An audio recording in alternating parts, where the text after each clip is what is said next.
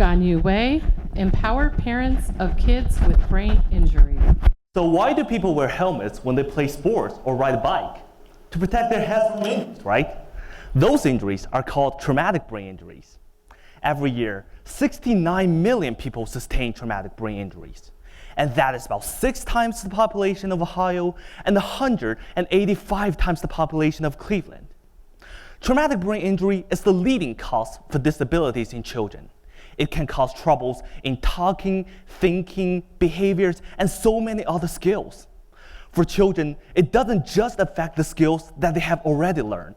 It alters their development for their lives. Over the past few decades, research has made significant improvements in the medical and therapeutic treatment for these kids. However, one critical group has been largely overlooked: the parents.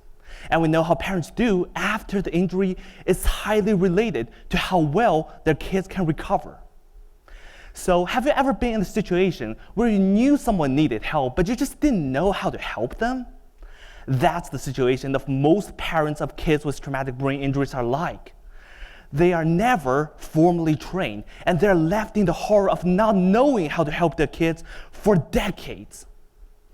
So research shows that when parents are trained, their confidence increases, their stress decreases, and most importantly, the skills of their kids significantly improves.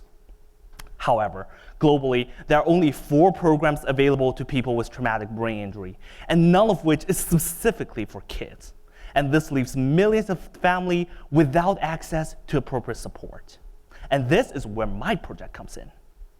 By incorporating the voices of the kids and the parents, I'm designing an accessible and research-based treatment program that's specifically for these kids and their family members. Parents will have the opportunity to learn more about what it means to have a kid with traumatic brain injury, how to support them in terms of talking, thinking, managing behaviors and emotions, and ultimately how to help them go back to school and be with their friends.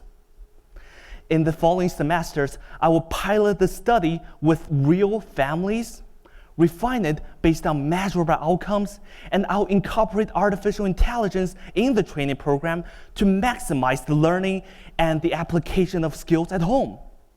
Because when we empower parents, we're transforming the recovery journey of the children around the world. And I believe every parent deserves the chance to know how to support their kids. Thank you.